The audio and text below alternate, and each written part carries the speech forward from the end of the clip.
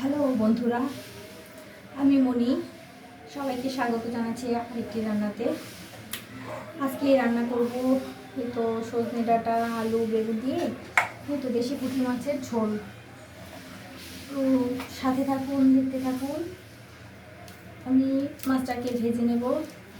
তার জন্য লবণ, হলুদ আর মরিচ গুঁড়ো দিয়ে মাছটাকে একটু মেখে নেব। তারপর মাছটাকে একটু ভাজবো, ভেজে তারপর তরকারিটা রান্না করব। সাথে থাকুন, দেখতে থাকুন।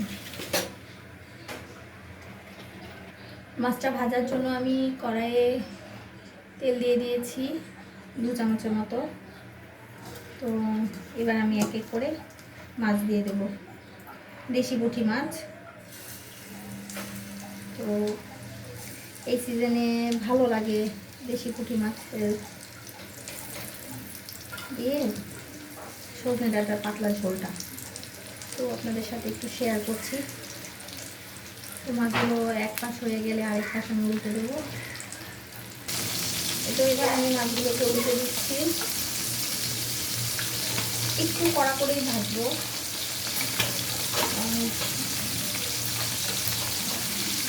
ছোটো মাছ তো যদি ভেঙে যায় তার জন্য আর কি। দেখুন মাছগুলো এত কিছু কড়া করে ভেজে নিয়েছি। তো এবার আমি এগুলোকে নামিয়ে বাকিগুলো ভেজে ফেলবো। একটু বাকি মাছগুলো দিয়ে দিয়েছি, এগুলো ভেজে ভাজা হলে আমি একটু নামিয়ে ফেলবো। এই তো সবগুলো মাছ আমার ভাজা হয়ে গেছে। এবার আমি নামিয়ে ফেলছি। এবার আমি একটা কড়াই বসিয়ে দিয়েছি এই ঝোলটা রান্না করার জন্য। যে মাছ ভাজা তেলটা, এই তেলের ভিতরে আর 2 চামচ তেল দিয়ে দিলাম। এবার আমি এটা ফোড়ন দেবো। তেজপাতা, জিরে ফোড়ন দিয়েছি। এটা একটু লাল হওয়ার পর আমি সবজিটা দিয়ে দেবো। এই কেটে রাখা সবজিটা ভাজা ভাজা করবো। মিনিটের মতো একটু ভেজে নেবো ভালো। এবার আমি এক এক করে মশলা অ্যাড করে দেবো। প্রথমে দিয়ে দেবো স্বাদ মতো লবণ, 1/2 চামচ হলুদ গুঁড়ো,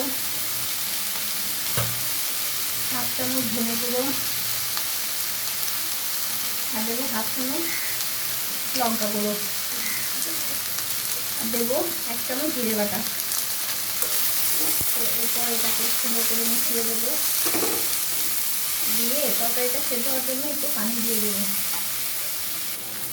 তো এটাতে আমি 1 কাপ পরিমাণ পানি অ্যাড করে দিলাম।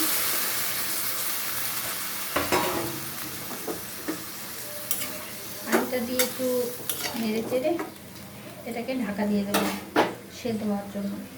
খুব সিম্পল আর ঘরোয়া একটা রান্না, যে রান্নাটা খেলে মানে ভাতের সাথে এই রান্নাটা খেলে খুব প্রশান্তি লাগে। তো ফিরে এলাম 7 মিনিট পর। তো দেখুন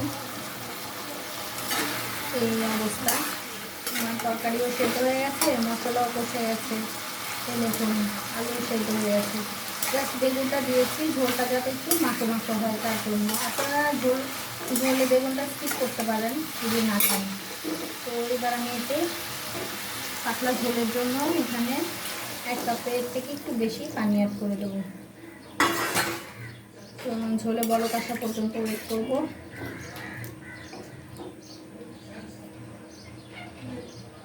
তো ঝোলে বলক চলে এসেছে। এবার আমি তো ভেজে রাখা পুঁটি মাছগুলো এর ভেতরে দিয়ে দিলাম।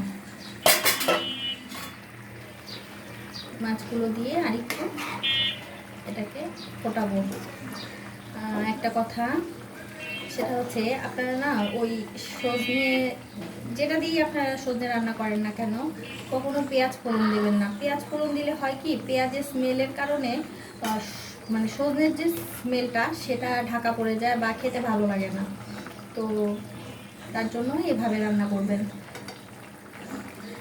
5 ফোড়ন দিয়েও রান্না করতে পারেন, ভালো লাগে খেতে। খুব সুন্দর একটা স্মেল বের হয়েছে সজনে আর মাছের। তো কিছুক্ষণ মাছটা সেদ্ধ হোক, বলো আর একটু বলকাবো, তারপর নামিয়ে ফেলবো। এ তো দেখুন আমার ঝোলটা একদম রেডি হয়ে গেছে, আমি আপনাদেরকে পরিবেশন করে দেখাচ্ছি। তো দেখুন রান্নাটা কতটা লোভনীয় হয়েছে ঝোলটা। এটা গরম ভাতের সাথে খেতে অনেক ইয়ামি লাগে। তো আপনারা বাসায় ট্রাই করবেন, আশা করি আপনাদের ভালো লাগবে। তো আজ এ পর্যন্তই। আপনারা সবাই ভালো থাকবেন, সবাইকে ভালো রাখবেন, আর প্লিজ আমার চ্যানেলটাকে সাবস্ক্রাইব করে দেবেন। যারা ফেসবুক থেকে দেখছেন তারা ফলো দিয়ে দেবেন, কেমন? টাটা।